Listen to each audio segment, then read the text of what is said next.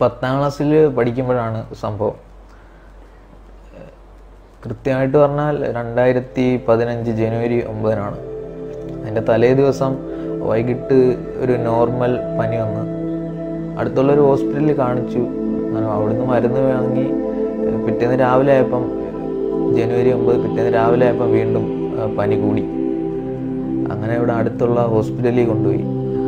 അവിടെ ചെന്നപ്പോഴത്തേക്കും എനിക്ക് നടക്കാൻ പറ്റാതായി. കാലിലും കൈ നല്ല വേദന തുടങ്ങി. അവിടെ കുറച്ച് ഈ ഡോക്ടറിനെ കാണാൻ വേണ്ടി വെയിറ്റ് ചെയ്തപ്പോഴത്തേക്ക് എൻ്റെ കയ്യിൽ ചെറുതായിട്ട് ഇങ്ങനെ നീല നിറം വരാൻ തുടങ്ങി.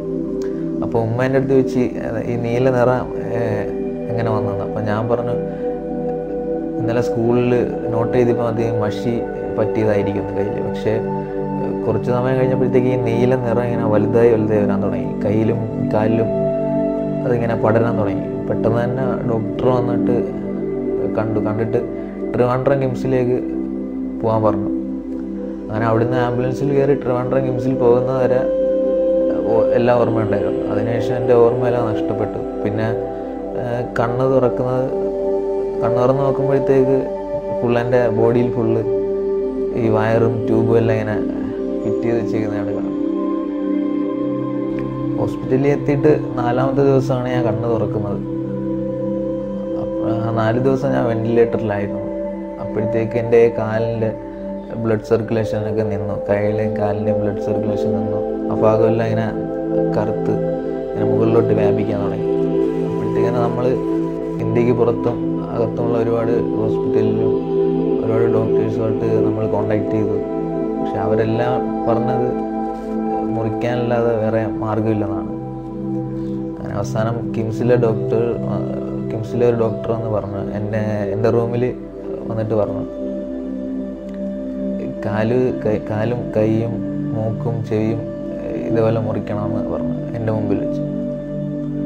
അങ്ങനെ ഡോക്ടർ പോയതിന് ശേഷം എൻ്റെ വാപ്പ വന്ന്, എന്താ ഡോക്ടർ ഇങ്ങനെ പറയുന്നുണ്ട്, എന്താ വേണമെന്ന് ചോദിച്ചു. വരുന്നിടത്ത് വെച്ച് കാണാമെന്ന വെറും 2 വാക്കാണ് ഞാൻ പറഞ്ഞത്. അതിനുശേഷം 2 ദിവസം കഴിഞ്ഞിട്ട് ഓപ്പറേഷന് കൊണ്ടുപോയി. അപ്പോൾ ഓപ്പറേഷന് കൊണ്ടുപോയപ്പം ഡോക്ടേഴ്സ് പറഞ്ഞത്, ഒന്നുകിൽ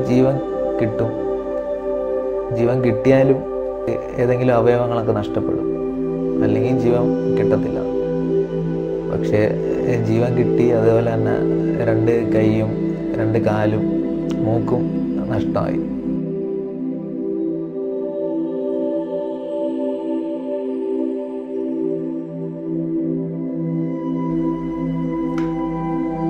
ഓപ്പറേഷനെല്ലാം കഴിഞ്ഞിട്ട് വീട്ടിലേക്ക് വന്നു.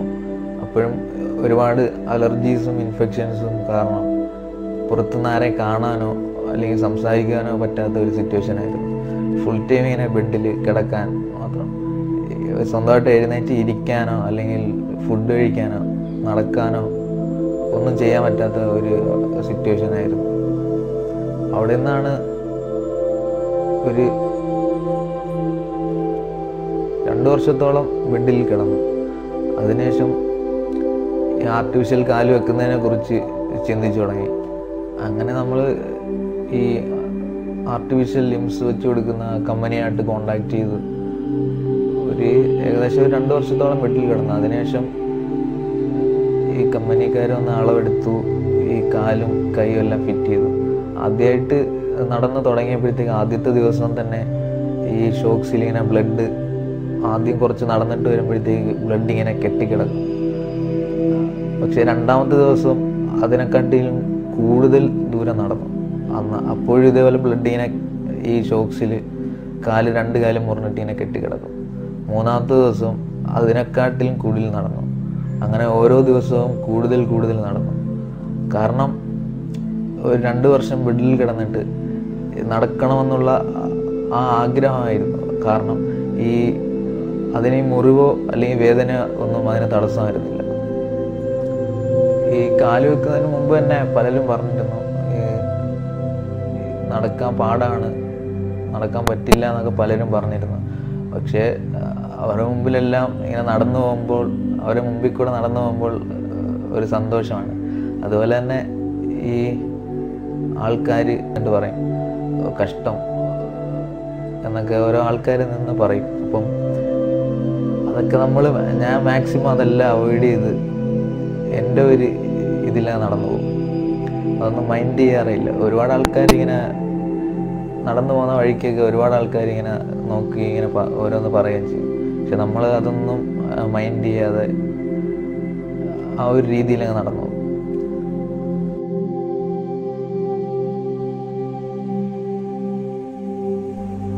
പിന്നീട് ഫുള്ള് ട്രെയിനിങ് ആയിരുന്നു, നടക്കുന്നതിൻ്റെ ട്രെയിനിങ് ആയിരുന്നു ഫുള്ള്. ഈ ബീച്ചിലും അതുപോലെ തന്നെ ഒരുപാട് നടന്നു. പിന്നെ ഈ സ്റ്റേഡിയത്തിൻ്റെ സ്റ്റെപ്പ് ഫുള്ള് മുകൾ വരെ എല്ലാ ദിവസവും ഒരു 3 റൗണ്ട് കയറുമായിരുന്നു ആ സ്റ്റെപ്പ്. അങ്ങനെ ഒരുപാട് പ്രാക്ടീസ് ചെയ്ത് ഇപ്പം വളരെ ഈസി ആയിട്ട് എല്ലാം ചെയ്യാൻ പറ്റുന്നുണ്ട്.